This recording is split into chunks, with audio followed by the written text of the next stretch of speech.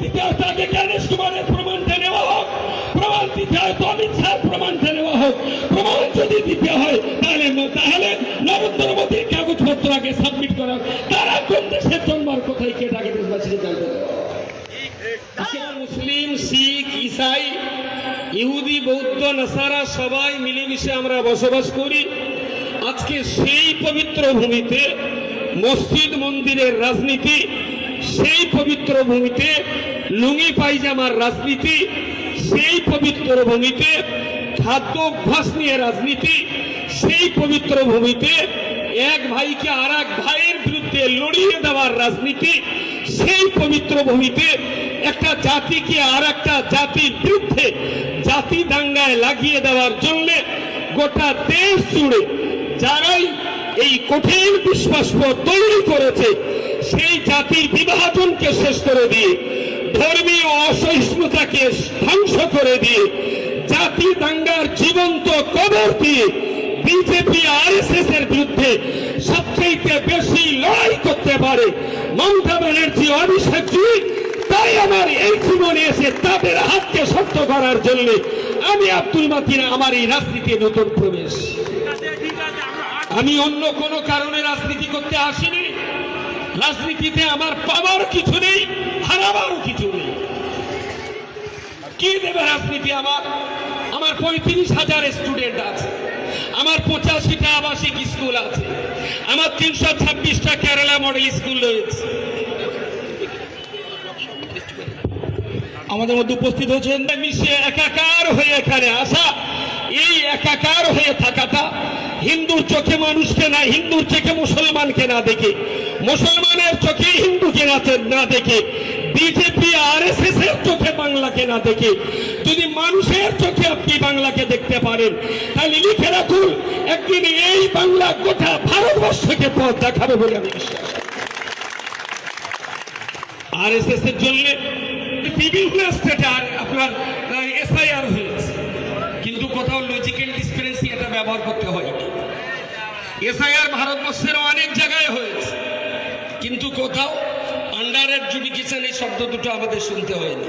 এটা পশ্চিমবাংলার জন্য শুধুমাত্র শুনতে হয়। এবং জাতিতে জাতিতে বিভাজন করিয়ে দেওয়ার একটা ষড়যন্ত্র। কি ষড়যন্ত্র? 100 ভিতরে যদি 80টা বাদ যায় মুসলমানের নাম, তাহলে 20টা বাদ যাচ্ছে হিন্দু ভাইদের নাম। উদ্দেশ্যটা কি? হিন্দু মুসলমান যৌথভাবে যেন মুভমেন্টটা করতে না পারে, মাঝখানে ফাটল ধরিয়ে দাও। দ্বিতীয়ত কি? যেখানে টিএমসিকে যেমন ভোট বেশি দেওয়া হয়, সেই জায়গায় হিসাব করি সেই পরিমাণ মানুষকেই ডিলিট করে দেওয়া হচ্ছে।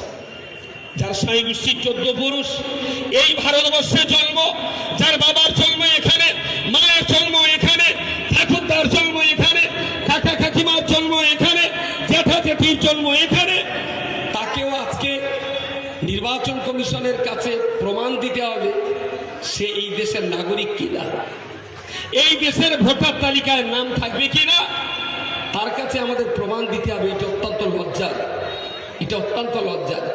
কিছু মনে করেন না, আমি একটু সাদামাটা কথা বলতে ভালোবাসি। হয়তো এখানকার অনেক মা বোন আছেন, আমার সঙ্গে তাদের পরিচয় পরিচিতি নেই, আমি একটু খোলা কথা খোলাখুলি বলে থাকি। আমার মাথায় টুপি আছে, এটা পুরুষ মানুষের একটা লক্ষণ। এখানে গৌবাছে দাঁড়িয়ে আছে, এটাও তো পুরুষের একটা লক্ষণ নাকি? গায়ে জামা আছে, বড় জামা, এটাও তো পুরুষ মানুষের লক্ষণ। আচ্ছা, নতুন করে আমাকে আবার একটা সাইনবোর্ড লিখে বেড়াতে হবে যে আমি একজন মদ্দালক? আমার কথা কি বুঝতে পেরেছেন? মাথার টুপি, এখানে গোপ আছে, দাঁড়িয়ে আছে, আমার স্ত্রী আছে, আমার ছেলে আছে, আমার পরনে জামা আছে। আচ্ছা, আমাকে দেখে কারোর কি মনে হয় যে আমি একজন মহিলা? কারো মনে হয়? পোশাক তো প্রমাণ করে যে আমি পুরুষ মানুষ নাকি? নতুন করে লেখার কি দরকার আছে?